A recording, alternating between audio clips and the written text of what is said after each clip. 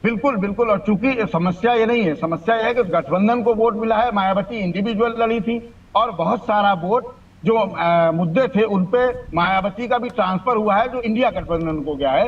तो निश्चित रूप से इंडिया गठबंधन को जोड़ के अगर हम देखते हैं तो उनका वोट प्रतिशत ठीक है। और जहां उत्तर प्रदेश में 1 सीट थी, आज अगर वो 6 पे आ गए हैं तो निश्चित रूप से उनकी सफलता कही जा सकती है। अभिषेक जी, प्रदीप जी, इसी पर आपसे जवाब चाहूंगा, क्योंकि उत्तर प्रदेश में बड़े समय के बाद एक कह सकते हैं कि उम्मीद की किरण खिली है इस लोकसभा चुनाव में कांग्रेस के लिए। लेकिन ये जो आंकड़े हैं कहीं ना कहीं ये भी सवाल खड़े करते हैं कि यहाँ पर अभी और काम करना बाकी है। और अगर वह पार्टी का सबसे बड़ा चेहरा उस राज्य से पीछे हट जाए तो कहीं ना कहीं ये एक सेटबैक है वहाँ के कार्यकर्ताओं के लिए भी, क्योंकि प्रियंका गांधी भले ही वहाँ से चुनाव लड़े बट वो पहली बार लड़ रही होंगी और राहुल गांधी लंबे समय से रहे हैं पार्टी दल के सबसे बड़े नेता हैं। देखिए, पहली बात तो यह है कि रायबरेली और अमेठी के साथियों का, के लोगों का गांधी परिवार से एक पारिवारिक और भावनात्मक रिश्ता है। इसमें गांधी परिवार से आदरणीय राहुल गांधी जी हो, पूरी तरह सभी लोगों से पारिवारिक रिश्ते हैं, एक आत्मीय रिश्ते। तो यहाँ राजनीतिक रिश्ते नहीं है इन एक दो गांधी में गांधी परिवार पड़ेगा। नंबर 2 बात, अभी आपने कोटा परसेंटेज बताया, कोटा परसेंटेज आप इंडिया गठबंधन का बताएंगे, क्योंकि इंडिया गठबंधन वो भी बता देता हूँ सर, वोट परसेंटेज जो है 33.5% सपा का है, उसमें आपका 9 जोड़ देता हूँ। जल्दी में क्यों है, इतनी जल्दी में क्यों? पूरी बात को जाने दीजिए। निश्चित तौर पर जब हम 17 सीटें लड़ते हैं तो आप जो वोट परसेंटेज उसके आधार पर निकालते हैं। तो 17 सीटों में से आप ये बताइए देश को कि हम कितनी सीटों पर जीते हैं और कितनी सीटों पर हम सेकंड रहे हैं, ये आप देश को बताइए। तब आप अपने आंकड़े निकालने का प्रयास करिए। ये वही बात हो गई जैसे कि देश के प्रधानमंत्री ने देश के युवाओं को गुमराह करने की कोशिश में 20 करोड़ रोजगार देने का वादा किया और 12 करोड़ से छीन लिए। ये वही बात है। नहीं प्रदीप जी, ये बात तो हो ही रही है कि इस बार कांग्रेस ने उम्मीद से बढ़कर प्रदर्शन किया है। अग्निवीर योजना में देश के युवाओं से छलावा किया। जिस तरह से आपने देश का में महिला सशक्तिकरण करते करते आप कभी प्रोफेसर सर सिंह जी के पीछे खड़े नजर आए, कभी कुलदीप सेंगर के पीछे खड़े नजर आए, कभी चिन्मयानंद के पीछे खड़े नजर आए। तो इन गायत्री प्रजापति का भी नाम ले लीजिएगा, और इतनी अहंकारी है भारतीय जनता पार्टी के लोग कि जिस तरीके से उसी अमेठी में 376 और भ्रष्टाचार के मामले दर्ज, गायत्री प्रजापति का भी नाम प्रदीप जी ले लीजिएगा। आज भी इनके प्रवक्ता बैठकर आदरणीय राहुल गांधी जी के लिए अमर्याद की टिप्पणी कर रहे हैं। तो हम ये बार बार कहते हैं कि देश के प्रधानमंत्री ने तो हमारी नेता को जर्सी गाय कहा था, पप्पू कहा था, बघेड़ू कहा था। स्मृति ईरानी जी ने तमाम अभी तो अब जनता ने वोट देके बता दिया ना। अभिषेक जी, सामंतवादियों की सर ऐसा नहीं है कि सामंतवादी परिवार का प्रतिनिधित्व करते हैं, तो जब सामंतवाद कभी भी किसी चाय वाले के घर को प्रधानमंत्री बनना पसंद नहीं करता है, वही काम कांग्रेस ने लगातार। देखिए प्रदीप जी, देखिए सवाल यह है, ठीक है, लेकिन ये देश किसी भी दशा में गरीब खानदान के व्यक्ति खड़ा करेंगे वाले के बेटे को तीसरी बार। 1 मिनट, आप लोग दोनों एक साथ मत बोलिए, कुछ क्लियर नहीं हो रहा है। आपके पास आऊंगा मैं बालकृष्ण जी। प्रदीप जी, मेरा सीधा सवाल यह है, क्योंकि ठीक है प्रदीप जी, आप सुनिए तो मैं कुछ बोल रहा हूं। आपने बेहतरीन प्रदर्शन किया है, इसमें कोई दो राय नहीं है, जिस तरह के हालात से कांग्रेस निकली है। प्रदीप जी, क्या मेरे को सुन पा रहे हैं आप? जी, आपने बेहतरीन प्रदर्शन किया। जिन हालातों से आप निकले हैं, 2019 में सबसे बड़ा सेटबैक था, जितनी खराब स्थिति रही थी राहुल गांधी के लिए भी, क्योंकि वो ही लीड कर रहे थे उस वक्त कांग्रेस को, और सबसे बुरी हार इतिहास में तब मिली थी। तब वो खुद हार गए थे अमेठी से, और उसके बाद वायनाड वो सीट थी जहां की जनता ने उन्हें समर्थन दिया, जहां से अपने सबसे बुरे दौर में भी जब उनकी सीट तक चली गई थी, छीन ली गई थी कोर्ट के आदेश के बाद, उसके बावजूद अब एक बार फिर अगर वो रायबरेली चुनते और वायनाड को छोड़ देते हैं तो कहीं ना कहीं गलत संदेश नहीं जाएगा दक्षिण में। क्योंकि एक और चीज़ भी है, मैं इसमें जोड़ना चाहूँगा, क्योंकि आप अगर गौर करें इस चुनाव में, आपने उत्तर प्रदेश में अच्छा प्रदर्शन किया, तमाम दूसरे राज्यों में किया, लेकिन अगर आप देखें आपके खुद के राज्यों में, आप हिमाचल की सारी सीटें हार गए, कर्नाटका में 50-50 प्रदर्शन रहा, तेलंगाना में भी 50-50 प्रदर्शन रहा, यहाँ पे बीजेपी ने लीड की है यहाँ पे। तो वो जो एक्सपेक्टेशन होनी चाहिए थी, जिन स्टेट्स में आपकी गवर्नमेंट है वहाँ पर प्रदर्शन वैसा नहीं रहा। तो ऐसे में दक्षिण को साधना कांग्रेस के लिए जरूरी है या नहीं है? वायनाड सीट नहीं, वायनाड तो आपकी है ही। निश्चित तौर पर आपने ये देखा होगा कि देश के प्रधानमंत्री और भाजपा के तमाम रणनीतिकार ने ये कहा था 405। अरे भाई राहुल गांधी पे बोलो, कांग्रेस पे बोलो, प्रधानमंत्री का दर्द कितना। अरे 99 सीटों पे रोक दिया प्रधानमंत्री ने। तीसरी बार 3 अंकों के आंकड़े नहीं पार कर पाए प्रदीप जी। उन्होंने तो आपको प्रधानमंत्री से जो आपको दर्द मिला है, वो दर्द आपको नासूर बन के चुभ रहा है, दर्द आपको इन्हें जवाब दे दिया। इस देश की जनता ने चाय वाले को प्रधानमंत्री बनाया है, आपको ये दर्द बना रहेगा, ये सूल की तरह चुभता रहेगा। ठीक है। पिछले 3 बार जो आपको सीटें प्राप्त हुई हैं, वो भाजपा भारतीय जनता पार्टी को इस बार। ठीक है बालकृष्ण जी, अगर बात रणनीति की हो रही है, ठीक है Pradeep ji, Pradeep ji made your point, ठीक है। बालकृष्ण जी सवाल आपसे भी है, दक्षिण में जबरदस्त प्रयास हुआ है, ठीक है प्रदीप जी।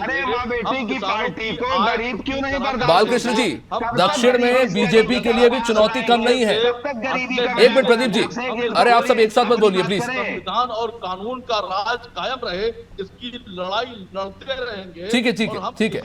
बालकृष्ण जी से जवाब ले लेते हैं। एक मिनट बाल जी, हमारी जारी रहेगी, देश के नौजवान। सर अरे सर आप सब एक साथ बोल लीजिए तो फिर कोई मतलब ही नहीं है, टाइम सीमित है। ठीक है प्रदीप जी, आपने बात रख ली है। इस देश में तुष्टीकरण करने वाले लोग किस प्रकार की संविधान की बात करते हैं, शर्म नहीं आती आपको? बालकृष्ण जी अब दक्षिण पर आपकी बात कर लेते हैं।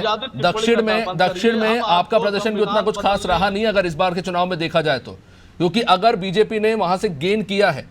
बालकृष्ण जी का आवाज नहीं आ रही। हाँ अब अगर केरल की बात करें तो केरल में इस बार कांग्रेस। अरे सर आप सब साथ में बोल लीजिए। सर आप मुद्दे पे आ जाइए प्लीज, एक मिनट मेरी तो सुन लीजिए।